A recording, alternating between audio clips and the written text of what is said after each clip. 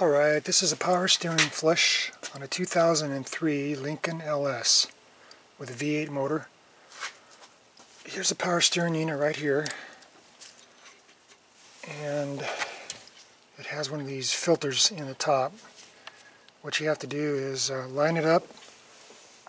You can see there's a little thing there, right there, with a little tab in it on the side. There's four of those in there if you look at it. There's one back on this side too. You have to line up these little prongs with those openings and get in there with a pick tool like this behind it. Pop it up on one side, stick your finger down there, grab it, and then pull it up. Or figure out some other way to do it, but that thing has to come out of there, and you can see how it's going to stay in there with these things unless you get it in the right spot. So what I did with then was I took one of these things from Harbor Freight or any auto place. It's like a turkey baster sorta, but it works better. They're just a couple bucks. And you use that, get a container for the extra or the bad liquid for the power steering stuff, which is probably ATF. Mercon 5 is what it's supposed to be. Siphon or suck out as much of that stuff as you can. You can see down there, there's not much in there. Because what I'm going to have to do is take off this return line, which is this one. You can see how it goes back this way, wraps around to the other side. And the big line is right there with the heat stuff around it, the silver. And right there. That goes right down to the pump. So that's the fatter line, and the smaller line here is the return line. I'm going to take off the return line with this clamp right there. And I'm going to use the return hose to suck all the old fluid and the new stuff. I'm going to put new stuff in here when I get it all hooked up. So I'm just going to use a suction gun to suck everything through it without turning the unit on. See how it works. But in order to get to this, you're going to have to remove your air cleaner. And if you're working on your own car, you should probably be familiar with how to do that. But there's a hold down nut over here for one part of it. There's one of these hoses for emissions right here. Goes like that. It connects to the unit here. And the way you get this off is you have to take like a pair of channel locks or pliers. Squeeze it right here where these serrations are, and that will kind of collapse it, but it has to be there. If you squeeze it on this part, it's not going to come off. So squeeze that. That'll pull off out of the way. This hose also is connected to it. It just comes off. And there's another, okay, right here. This goes to that unit also. And you just pop this red part back, and then get in there and squeeze this, and this slides right out of that piece that it goes into. And on the bottom of the air cleaner goes in here. So what you have to do is, let me get it up here. It's sitting in there like that with that piece on there. You have to loosen up this clamp right here, very loose, so it'll come off. Take off this hold down nut there, and then what you do, whole thing's flexible, it'll move around. You pop this piece here up, because it'll be hitting the radiator back here and you won't be able to pull this off. So you pop this up, and then you can pull this backwards, get that off there, and then you can lift this whole thing up here. because see that piece there? It goes right into the bottom there. And all this stuff here goes down in there. There's really no way to move that around until you take off this part here, get that up, pull this out, and then this will just lift right out.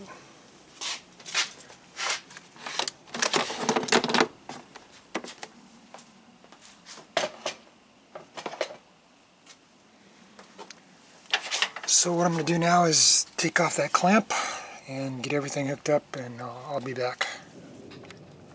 I'm going to try to do this so you can see it, but I'm going to be down there working, so I'm not sure what's going to happen.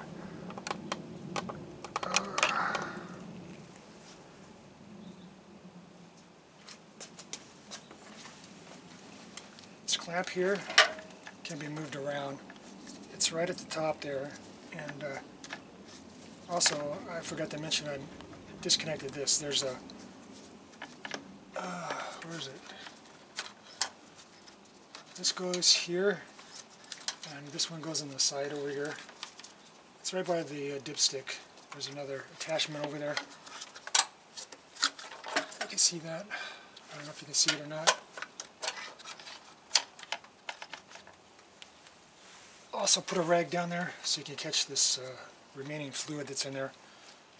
And I also have a little cup here that maybe I can get under there, or can. So what I did was I took the screwdriver, because this hose is really on there, and I put it right up at the connection there. And I just pried it down with the screwdriver,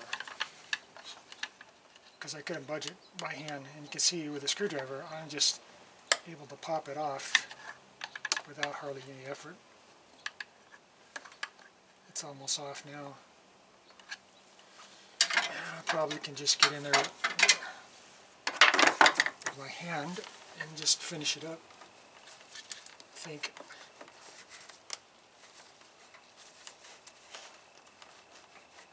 Yep, and there's the fluid.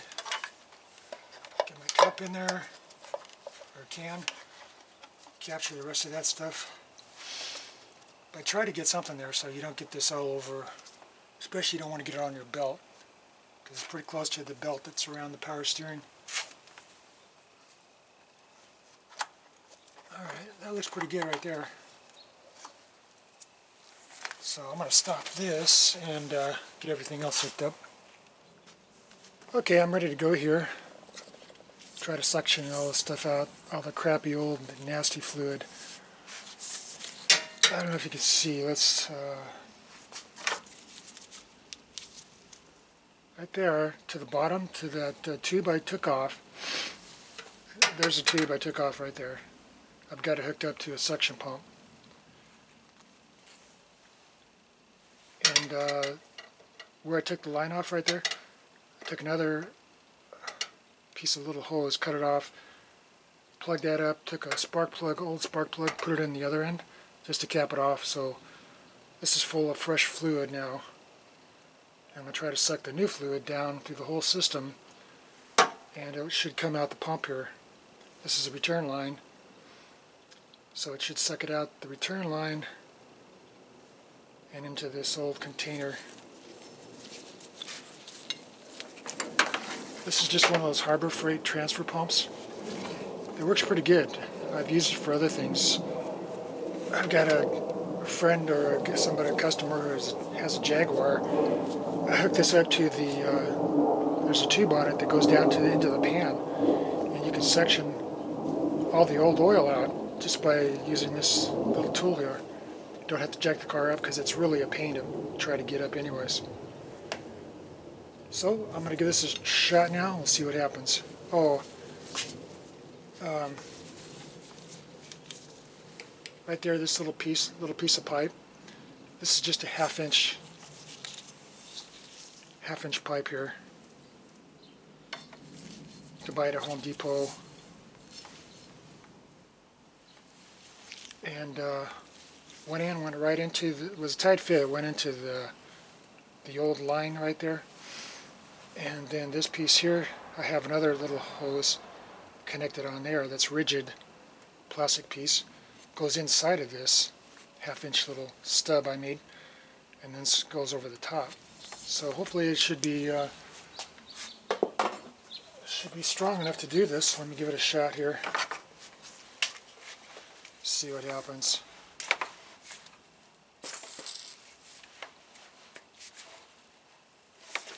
Oh, this has gotten out of the tube.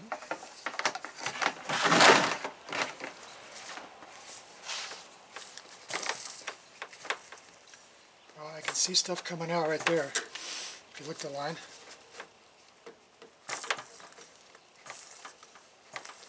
And I can see the liquid markers right there, so I can watch it and see if it's working.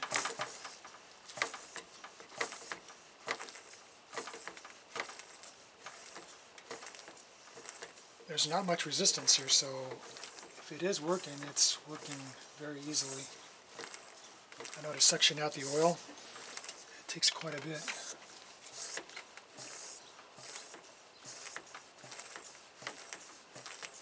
Yeah, this may not be working.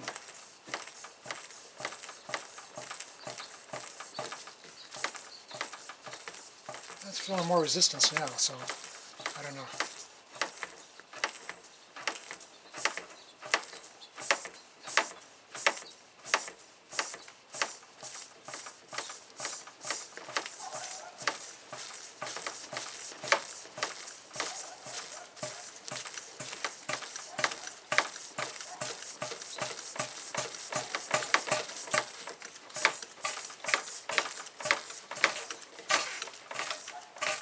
Everything's holding, nothing's breaking, all my fittings are good.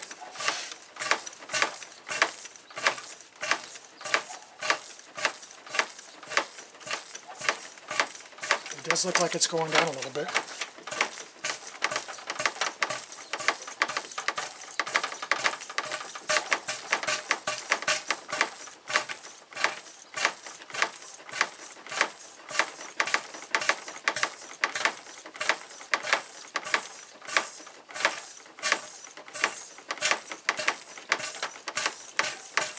Yeah, it is working, but it's taken some time and effort. You can see it's dropped from about here. It's dropped about ½ inch, 3/4 of an inch. Of course, it would be faster to just start it up. I'm not sure if I could do that with this car, with Ford, but I know I watched a guy who did this on I think it was a Honda or Toyota, and they said it was all right to just run it for just 10 seconds, 20 seconds or so till this was dry, and it won't damage it, but it does get air in it that way.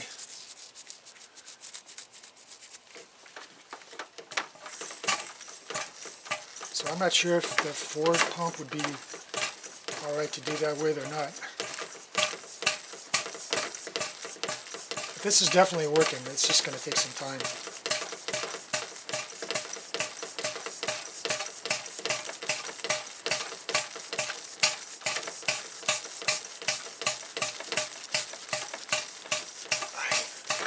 I think you can see the line on that thing through the camera. And it's not hard to do this, but I do feel more resistance now than when I first started.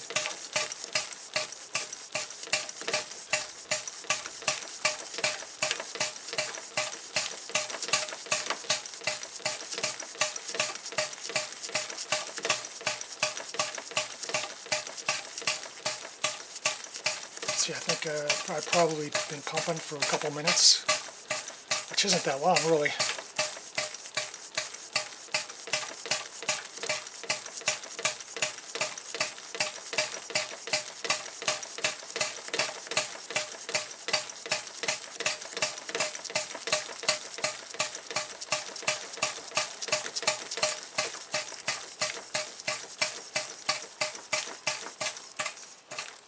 Okay, I'm going to get some more fluid in there, and I think that's pretty much it as far as what I'm going to film here. Because you can see that's dropped from ½ inch above here to all the way down there. So it is working. And this way I shouldn't be getting any air into the system either, because it's just sucking it right through. And this stuff here looks pretty good. Looks pretty red.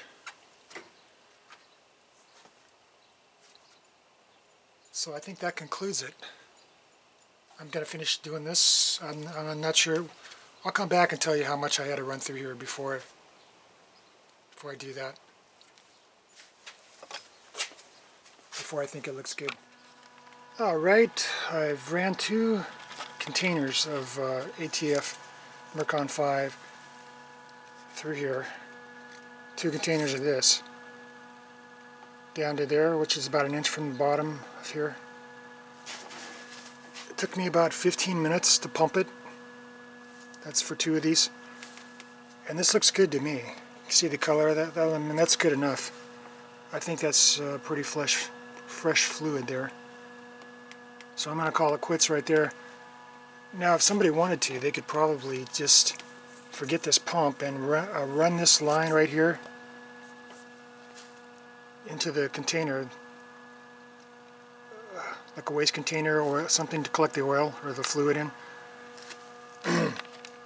and then just run the motor for just maybe 10 seconds so the pump's running, and that should probably pump all this through.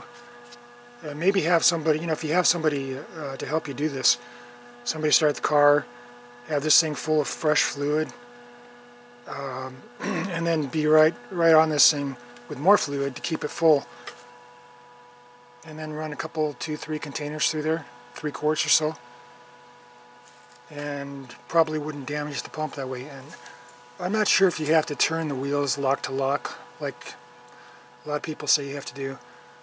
I don't know, maybe that just ensures getting every ounce of fluid out of the system there, but I don't know if that's that important to do that. Just to get most of the stuff out, I think is good enough for me. And so I'm going to call it quits right there.